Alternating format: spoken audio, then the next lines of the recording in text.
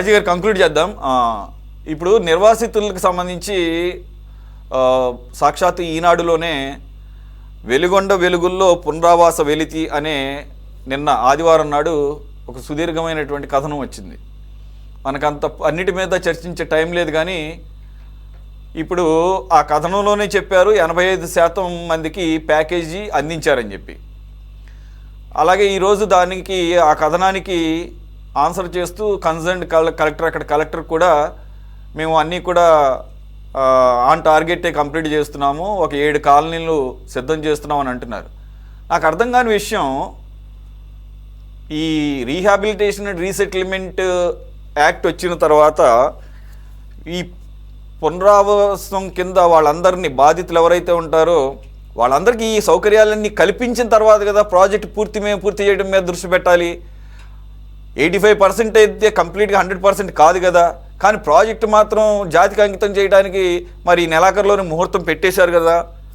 మరి ఈ లోపల అంతేకాకుండా వారికి మిగిలినటువంటి అంశాలు, వారి స్థలాల కేటాయింపులు, లేకపోతే పట్టాలు ఇవ్వడం, కొంతమంది తామే సొంతంగా నిర్మించుకుంటాం అంటాం, ఈ లోపల వాళ్ళకి ఏ రకమైన ప్యాకేజ్ ఇవ్వాలంటాం, కొంతవరకు ఇచ్చింది కాదంటున్నా, మిగిలిన 15% కూడా ఈ మంత్ ఎండింగ్ లోపల ఇస్తామంటున్నారు.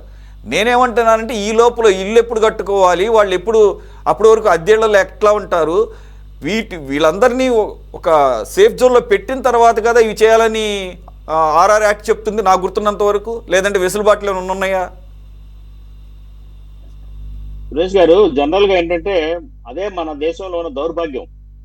ఈవేళ పెద్ద పెద్ద ప్రాజెక్టులు, ఈవెన్ పోలవరం ప్రాజెక్ట్ అయినా కానివ్వండి, మొన్న భోగాపురం ఎయిర్పోర్ట్ కానివ్వండి, ఇప్పుడు ఇది కానివ్వండి, మనం ఎగ్జాంపుల్స్ తీసుకుంటే కనుక ప్రభుత్వాలు ఈ నిర్వాసితులకి ఇచ్చే సదుపాయాలు కానివ్వండి, వాళ్ళ నివాసాలు ఇవ్వటం, వాళ్ళకి ఇచ్చిన హామీలు నెరవేర్చడం విషయంలో టోటల్ గా ఫెయిల్ అవుతా ఉన్నాయి. 100% కంప్లీట్ చేసిన తర్వాత ఈ ప్రాజెక్ట్ జోలికి వెళ్ళట్లేదండి. వాళ్ళకి హామీలు ఇచ్చేసి ఆ హామీలు మర్చిపోతున్నారు. మర్చిపోయి ఏదో అరకొరగా వాళ్ళ చెల్లింపులు జరుగుతున్నాయి, కానీ 100% వాళ్ళు సేఫ్ జోన్ లోకి వాళ్ళని తీసుకెళ్లిన తర్వాత ఈ ప్రాజెక్ట్ ని వాళ్ళు ఇనాగ్రేట్ చేయటము ఆ రకంగా లేదండి ప్రభుత్వాల ఆలోచన. అది దౌర్భాగ్యం. ఈవేళ ఈ ఇష్యూలో కూడా దాదాపు 132 కోట్లు ఇంకా బకాయిలు ఉందండి నిర్వాసితులకు ఇవ్వాల్సింది. 768 కోట్ల రూపాయలు 6,206 కుటుంబాలకు చెల్లించారు వీళ్ళు. ఇంకా 132 కోట్లు ఇవ్వాలి. అది నెలాఖరులో ఇప్పుడు ఇస్తామంటున్నారు. చూద్దాం అది ఎంతవరకు సక్సీడ్ అవుతారో. కాకపోతే నేను మొహిద్దీన్ గారికి ఒకటే క్వశ్చన్, ఇప్పుడు గ్రావిటీ ద్వారా నీళ్లు రావాలి, 800 అడుగులు నిండిన తర్వాతే నీళ్లు వస్తాయి, ఇది నిరుపయోగమైన ప్రాజెక్టు, చంద్రబాబు నాయుడు గారు షో చేశారు తప్పించి దీంట్లో ఏమీ లేదు, ఉపయోగపడని ప్రాజెక్టుగా ఆయన మాట్లాడుతా ఉన్నారు. నా క్వశ్చన్ ఒకటే, అలాంటి ఉపయోగపడని ప్రాజెక్ట్ అయినప్పుడు 2019 నుంచి 24 మధ్యలో జగన్మోహన్ రెడ్డి గారు ఎందుకు దాని మీద డబ్బు ఖర్చు పెట్టారు? టన్నెల్ 2ని ఎందుకు ఆయన మేఘా సంస్థకు అప్పచెప్పి దాని యొక్క డ్రిగ్గింగ్, ఎక్స్కవేషన్ చేయించారు? ఎందుకు ఆయన జాతికి అంకితం చేశారు? పనికిరాని ప్రాజెక్టుని ఎందుకు జాతికి అంకితం చేశారు? సమాధానం చెప్పాలా? ఊరికే నోటికి ఏదొస్తే మాట్లాడితే ఎట్లా అండి? ఇది 3 జిల్లాల రైతులకి తాగునీరు, సాగునీరు, అట్లాగే ఆ ప్రాంతాల్లో ఉన్న పారిశ్రామికరణకు ఉపయోగపడే ప్రాజెక్ట్ ఇది. అఫ్ కోర్స్ నిజమే, వర్షపు కృష్ణా నదికి శ్రీశైలం జలాశయంలో వరద వచ్చినప్పుడు ఉన్న 43 టీఎంసీలు ఎక్సెస్ వాటర్ ఏదైతే ఉందో ఆ వాటరే దీనికి ఆధారం. ఖచ్చితంగా అది అనుమానం లేదు. కానీ ఏంటంటే అది ఒక ఆశాజనకంగా దీన్ని తీసుకున్నారు. ఇప్పుడు కూడా కృష్ణా వాటర్ సముద్రంలో కలిసిపోతున్నాయి. మనకి ఏదైతే 3-4 నెలల సమయం ఏదైతే ఉందో, ఈ 3-4 చెప్పండి సార్, మాట్లాడండి, మధ్యలో డిస్కస్ చేయకండి. 3-4 నెలల సమయం మొయినుద్దీన్ గారు, మీకు ఏమైనా ఇంపార్టెంట్ పాయింట్ ఉంటే మీరు కదులుతున్నప్పుడు ఆడియో డిస్టర్బెన్స్ అవుతుంది, ఆడియో సరిగ్గా రావడం లేదు. బ్రీఫ్ గానే ఒక్క లైన్ లో అడగండి, అంతే తప్ప మీరు మన స్పీచ్ ఇవ్వద్దు. సార్, 43.50 టీఎంసీల నీరు వృధాగా సముద్రంలో కృష్ణా నది ఎక్సెస్ వాటర్ వెళ్తుంది అనే ఒక అంచనాని కాగు కూడా యాక్సెప్ట్ చేసింది. మొయినుద్దీన్ గారు సారీ, మీ ఆడియో సరిగ్గా రావడం లేదు. ఒక్క నిమిషం మొయినుద్దీన్ గారు, మీ ఆడియో సరిగ్గా రావటం లేదు, డిస్టర్బ్ అవుతుంది. ఒక్క నిమిషం మీరు ఆగండి. మళ్ళీ మీకు టైం లేకపోయినా కానీ మీకు ఒక 30 సెకండ్స్ ఇస్తాను, మీరు ఒక్క నిమిషం ఓపిక పట్టండి. బాజీ గారిని కంప్లీట్ చేయండి. ఇప్పుడు 43.50 టీఎంసీల నీరు ఎక్సెస్ వాటర్ ని ఆధారంగా వెలిగొండ ప్రాజెక్ట్ ని డిజైన్ చేశారు సార్. ఇది కాగుకి ఈ రిపోర్ట్స్ అన్ని సమర్పించారు. కాగు దీన్ని యాక్సెప్ట్ చేసింది. ఎన్డీఏ ప్రభుత్వం ఇచ్చిన ఏదైతే నివేదిక ఉందో కాగు యాక్సెప్ట్ చేసిన తర్వాతే ఈ ప్రాజెక్టు ముందుకెచ్చింది. ఇది గమనించాల్సిన ముఖ్యమైన అంశం. ఇవాళ మనం ఊరికే స్టేట్మెంట్ ఇవ్వడం కాదు కదండి. మనం ప్రతిసారి వర్షాకాలంలో చూస్తున్నాం, ప్రకాశం బ్యారేజ్ నుంచి ఎంత నీళ్లు మనం సముద్రంలో వదులుతున్నామండి, కృష్ణా వాటర్, ఎక్సెస్ వాటర్. కాబట్టి ఏంటంటే దాన్ని పర్పస్ఫుల్ గా ఉపయోగించాలన్నది వెలిగొండ ప్రాజెక్ట్ యొక్క మెయిన్ ఉద్దేశం. దాదాపు 4 లక్షల మందికి మొదటి ఫేజ్ లో తాగునీరు అందిస్తుంది. తర్వాత 19 లక్షల ఎకరాలకి పంట సాగు కోసం ఇది ఉపయోగపడుతుంది. దీనికి పెట్టిన ఖర్చు ఏదైతే ఉందో 6,000 కోట్లు 7,000 కోట్ల రూపాయలు, ఇది ఆ దరిమిల ఏదైతే ఆ ఖర్చుకు సరిపడా ఇది పర్పస్ఫుల్ గా ప్రజానీకానికి ఉపయోగపడుతుంది. ఈ అంచనాలు ఉన్నాయి. ఈ అంచనాలు బేస్ చేసుకుని దీన్ని ముందుకు తీసుకొచ్చారు తప్ప అజ్ఞానంతో ఎవరు చేయలే. ఇక్కడ ఇంజనీర్లు, ఇరిగేషన్ శాఖ అధికారులు అనేక మంది కసరత్తు చేసి తయారు చేసిన నివేదికల్ని కాగు ఒప్పుకుంది, కేంద్రం ఒప్పుకుంది.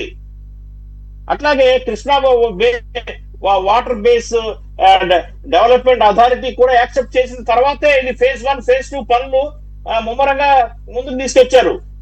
కాబట్టి ఏంటంటే మనం ఆశావాహంగా ఉండాలి, అంతేగాని నిరాశ నిస్పృహలతోటి అన్ని నెగిటివ్ గా వెళ్తే ఎట్లా అండి? పాజిటివ్ దృక్పథంతో ఉండాలి. బాగా వర్షాలు వచ్చి వరదలు వచ్చి వెళ్ళిపోతుంటే ఆ వాటర్ అంతా చక్కగా పర్పస్ఫుల్ గా స్టోర్ అవుతుంది, రిజర్వాయర్స్ లో స్టోర్ చేస్తారు. కాబట్టి ఏంటంటే ఇది కొల్లాం వాగు దగ్గర నుంచి లిఫ్ట్ చేస్తారు సార్ దీన్ని, వాటర్ ని. కొల్లాం వాగు ఏదైతే ఇరిగేషన్ శ్రీశైలం జలాశయం దగ్గర ఉన్న కొల్లాం వాగు నుండి దీన్ని లిఫ్ట్ చేసి వెలిగొండ 2 ఛానల్స్ ద్వారా వీళ్ళు సప్లై చేస్తారు వాటర్ ని. ఈ 3 జిల్లాలకి ఉపయోగపడుతుంది. కడప జిల్లా, ప్రకాశం జిల్లా, మరి అట్లాగే మార్కాపురం ఆ ప్రాంతాలందరికీ కూడా యూస్ఫుల్ ప్రాజెక్ట్ ఇది. దీనివల్ల తాగునీరు, సాగునీరు, పంటలు పెరుగుతాయి, వలసలు తగ్గుతాయి, అట్లాగే ఉద్యానవన పంటలు పెరుగుతాయి. వరితో పాటుగా ఉద్యానవనం ఏదో హార్టికల్చరు, అట్లాగే కాయగూరలు, అలాంటి పంటలన్నిటికీ కూడా ఉపయోగపడే ప్రాజెక్ట్ ఇది. ఖచ్చితంగా ఈ ప్రాంతాల్లో ఈ ప్రాజెక్టు వల్ల మార్పులు వస్తాయి, పెను మార్పులు వస్తాయి. ఇక్కడ రైతాంగం హ్యాపీగా ఉంటుంది. ఇక్కడ వలస వెళ్ళే అవకాశం ఉండదు. పెరుగుతుంది. ఒక్క నిమిషం, మీరు ఆశావా దృక్పథంతో మనం ముందుకెళ్ళాలి. రైట్. బాజీ గారిని కోట్ చేశారు, సారీ మొయినుద్దీన్ గారిని మీరు కోట్ చేశారు కాబట్టి ఆయన ఏదో అబ్జెక్షన్ ఉంటుంది. బ్రీఫ్ గా మొయినుద్దీన్ గారు, టైం లేదు, ఓన్లీ జస్ట్ 20 సెకండ్స్. ఎందుకు షో అని ఎందుకుంటున్నాను సార్? తుంగభద్ర నీటిని రాయలసీమ కర్నూలు జిల్లాకు ఆపేశారు కర్ణాటక రైతులు. కనీసం ఒక్క రోజు ఒక మాట మాట్లాడారు చంద్రబాబు నాయుడు గారు. రేపు వెలుగొండ ప్రాజెక్టు న్యాయం చేస్తారని, నెల్లూరు జిల్లాకు న్యాయం చేస్తారని ఎలా నమ్మాలి? రేపు నెక్స్ట్ సెప్టెంబర్ 1st వీక్ లో 2nd వీక్ చూడండి సార్, ఎన్ని నీళ్లు వస్తాయో, ఏం చేస్తారు, ఆ రోజు మాట్లాడదాం. దాని గురించి దానికి రిప్లై ఇస్తారు, మనం వైండప్ చేద్దాం. బాజీ గారు జస్ట్ దీనికి కూడా బ్రీఫ్ గా ఒక 30 సెకండ్స్ లో మీ ఆన్సర్, మీ రిప్లై. సార్ దానికి దీనికి సంబంధం లేదు సార్, దానికి దీనికి సంబంధం లేదు. ఆయన ఏదో చెప్పి దీనికి దానికి ముడి పెడతాడు. ఇప్పుడు ఈ వాటర్ ప్రాజెక్ట్, ఈ ప్రాజెక్ట్ యొక్క కాన్సెప్ట్ ఏంటంటే 43.5 టీఎంసీ వాటర్ ని నల్లమల్ల సాగర్ లో స్టోర్ చేస్తారు, స్టోర్ చేసి సప్లై చేస్తారు ఆ రైతాంగానికి ఆ చుట్టుపక్కల జిల్లాల్లో. ఇది కాన్సెప్ట్. దానికి దీనికి ఆయన ఎక్కడో తుంగభద్ర తీసుకొచ్చి దీనికి ముడి పెడతాడు ఏంటండి? దానికి దీనికి సంబంధం లేదు. ఈ ప్రాజెక్ట్ వరకు ఖచ్చితంగా ఇది ఆశించి చేస్తున్నాము, ఫలితాలు ఇస్తుంది. కృష్ణా వాటర్ ని